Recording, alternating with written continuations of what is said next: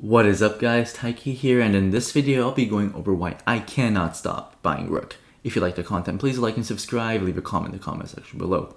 So if you don't follow me on Twitter, I recently announced that I bought more Rook. And why is so? Well, being a Rook token holder has not been, the greatest of times. It had this major blow off top at 850, dumped immediately, gave everyone blue balls here at like 550, dumped, and now it's roughly at 350. I kind of have this meme that Rook is a $350 stablecoin just because it kind of doesn't do anything, right? But I'll be making an argument that there's going to be lots of bullish catalysts coming to KeeperDAO in the next few months, right? For the rest of 2021. And this is a timeline of how I think it's going to happen. So there's going to be the April update in the next few days, the mission cut next week, utility for the Rook token coming, the rise of MEV Narratives coming to EIP 1559, and at the end of the video, I'll be making a case why I think a lot of capital is going to flow into Rook for people that want to get MEV exposure. Okay, so let's first go over the end of month update.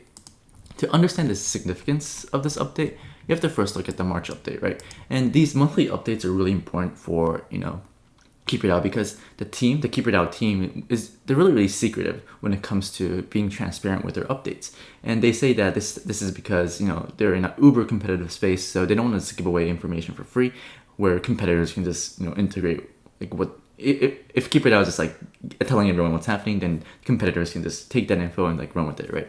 So that's the reason they're secretive. But once a month, they're gonna give updates. And the March update I thought was really, really bullish. Like there's this integration with the 1-inch main core, and the announcement that I was most excited about was these instant fills.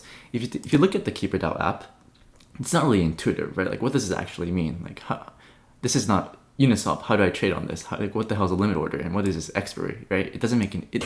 If you're new to DeFi and you don't know what limit orders are, it's not that intuitive. The KeeperDAO hiding game limit orders are also on Bancor, right? As you can see, limit orders are powered by KeeperDAO, but it's not as intuitive as something like Uniswap, where you can just input the token you want to sell and the token you want to buy, and just click swap, right? It's really, really simple.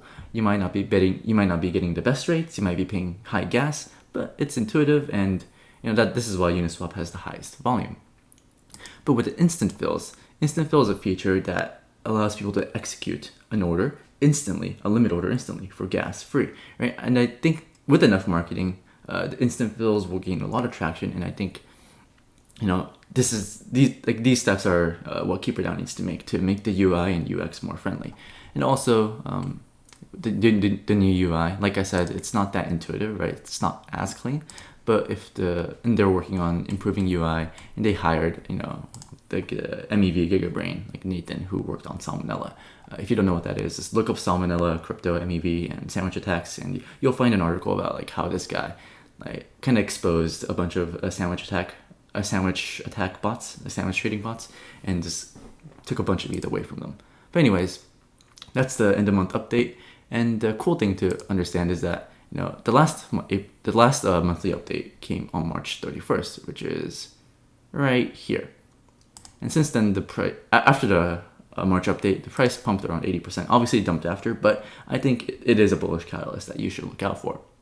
And the team said, Messi asked, like, when are we expecting the monthly update? And as they always say, soon. It's always being worked on. So knowing the team, they're probably going to announce it at 11:59 p.m. on April 30th. But I think it's worth, for me, I thought it was worth speculating on buying Rook before the monthly update.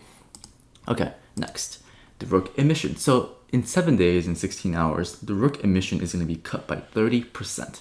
Okay, and the Rook emissions it happens on this curve, right? Right now we're in Q2, and Q3, we're going to have roughly like 1.2 million Rook in circulation. But to understand the significance of this, I made a presentation, and I'm arguing that the emission schedule change on May 7th will drastically decrease the amount of selling pressure in the Rook token. Okay, so to understand that, let's look at what's happening now in Q2. So in Q2, 140,000 Rook is being emitted, right? And 70% goes to hiding game traders, 30% to LPs. If you do the math, over 1,000 Rook to traders is going to traders a day, and a little under 500 going to LPs. Let's focus on this 1,088 Rook to traders. What's happening right now is whales are just gaming the system and they're just like using the KeeperDAO app with a bunch of money and just farming Rook and just dumping it directly in the market, right? Because these people, it's kind of like an arbitrage trade to them. They just farm a bunch of Rook and just sell it in the market for a profit. And if you do the math, assuming a $350 price for the Rook token, that's $380,000 in selling pressure every single day that the market has to, just take in, right? Which is really, really strong selling pressure every single day. And I think that's why the price is being pinned down to a little over $300.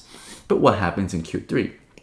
After a 30% cut, around 98,000 Rook will be emitted every single quarter, or in Q3. 40% will go to hiding game, right? But when it was 70% in Q2, 40% to lenders and 20% to LPs. And you can see that, instead of 1,088, only 435 Rook is going to go to traders a day. And if you do the math, that's roughly $152,000 in selling pressure every single day, which is a 60% reduction in sell pressure. I think this is a huge catalyst. As you know, like, if all the whales are just dumping Rook in the market every single day, it'll be hard for the price to go up, which is what we've been seeing. Well, let's speculate that in Q3, it'll be less appealing for whales to farm Rook via the hiding game limit orders, so they might not do it anymore. And if they don't do that anymore, then that means they're not dumping it in the market, which could mean the price will go up. Okay, that's something cool that you should know. And the next bullish catalyst was the utility for the Rook token. ROOK, who's one of the team members, said that they have plans for Rook utility in the upcoming quarter in addition to governance. That's really, really nice. And this is this screenshot is from an AMA session with 0x, I think a few months ago, where, look at the second paragraph, they said it will be enabling Rook holders to bond their Rook to keepers.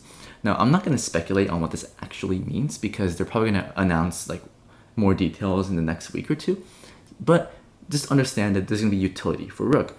In Q2, there is zero utility for Rook. All you can do is to LP on Sushi or stake it on Bancor to earn some yield. But Q3, I'm assuming in May or June, there's going to be utility to the Rook token. You'll be able to stake Rook on the KeeperDAO app and earn some kind of reward. And, right now, most of the Rook is sitting in people's wallets, but if people are able to stake it, then that means it'll be harder for people to sell, which means hopefully it'll be a price floor. Just speculating with hopium. And the governance is really important because the Rook holders, they're going to decide what to do with the treasury, right? Right now, the treasury is huge, just below $80 million. And I think, this will be used for marketing, to hire more people. And I think marketing is really important because KeeperDAO, they have an amazing app that I think a lot of apps should integrate with, but I just don't think people know about it. Okay, so we went over the April update, the emissions, and the, governance. Okay, I think I've been kind of talking about this for a while now, but I think the MEV narrative with EIP 5059 is only going to pick up. I have a playlist for KeeperDAO, lots of videos I kind of geek out about KeeperDAO, but I had the most recent video was how does EIP 1559 affect MEV? And MEV has been a topic that's been discussed a lot recently, especially with flashbots. People talking about all these MEV extracted by miners, and even products like applications like Nansen are allowing people to see how much ETH they've lost via sandwich attacks. Messi actually did this and found out that throughout his lifetime, he lost over $300,000 worth of ETH to sandwich attacks, right? Sandwich attacks is something that you don't really know is happening. Like if you're new to DeFi, you don't know what that is and you don't know if it's happening, but it's a huge problem. And he recommends people to research MEV and invest in KeeperDAO, Link, Arch, right? And I think the MEV narrative, as more and more people talk about it, there's gonna be lots of people asking questions about, okay, how do I get MEV exposure? And I think it's gonna go to KeeperDAO. So before I get into that, I want to first give a shout out to Matt. He did a really nice three-part write-up on KeeperDAO. I'll put a link to this in the description. But if you want to learn more about KeeperDAO, how it works, or just want to add to your bullishness, just go through this, right? He even has, He even has these like models where he predicts the price of KeeperDAO with the risk tolerance. I think it's great. You should read it. Okay. So what do I actually mean with capital inflows into MEV exposure? Okay. So let's take a step back and refer back to this video that I made 4 days ago, where I speculated that Alchemist, the Mist token, is going to be the token for Flashbots. And if that were the case, I think the Mist token will do really well because Flashbots is really well known. It has a really good brand, and I think a lot of people would want to buy into the Flashbots token if they had one. Right, and I made a speculation because Visconti's, he made a tweet about MistX with the Alchemist logo right here, saying that MistX will take your hand and lead you to the Dark Forest. Dark Forest refers to the Ethereum mempool, which directly leads to MEV. Also, this photo was on GitHub, was leaked on the MistX backend. Like, what does MistX do? Well, it'll find MEV and then send them to miners through a direct connection, which is exactly what Flashbots does, and then redistribute the resulting value to the Alchemist community. So all the dots were there. Like, it seemed like Alchemist was going to be the token for Flashbots. But yesterday, Stefan of Flashbots said that, sorry to disappoint you guys, Flashbots does not have a token. And Tina Zen also said, like, these rumors are fake. Flashbots will not have a token, which is kind of confusing given, Visconti's this tweet and this photo. But if that were to be the case, what does that actually mean for KeeperDAO? So let's take a step back. If Flashbots had a token, I would assume that a bunch of people would put money into it, right, for MEV exposure. And if someone had $1 million portfolio and they wanted to put a 10% allocation to MEV, maybe they would have put 50%. So like 50K to KeeperDAO and 50K to Flashbots, right? But if Flashbots does not have a token, where is that capital going to go?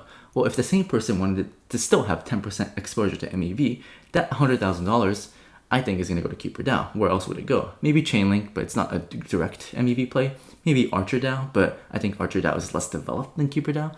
So, if the market wants MEV exposure, where are they going to look? Well, if Flashbots does not have a token, I think they're going to look directly to KeeperDAO. So I think if MEV keeps being hyped up, if people want exposure to MEV, I think all that money is going to flow, majority of that money is going to flow to KeeperDAO. And I'm positioning for that right now by buying more ROOK tokens ahead of the April update, ahead of the Emission cut, ahead of the ROOK utility, ahead of the MEV hype, and ahead of all these capital inflows. And that's why I cannot stop buying ROOK. Okay, that's my bullish case for ROOK.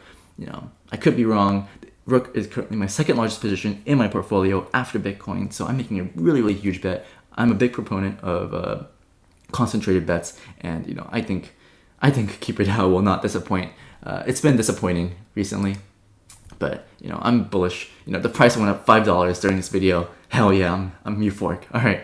If you like the video, please like and subscribe and leave a comment in the comment section below. Let me know if you have any questions, and yeah, let me know if you also own KeeperDAO. Thank you for watching and have a nice day.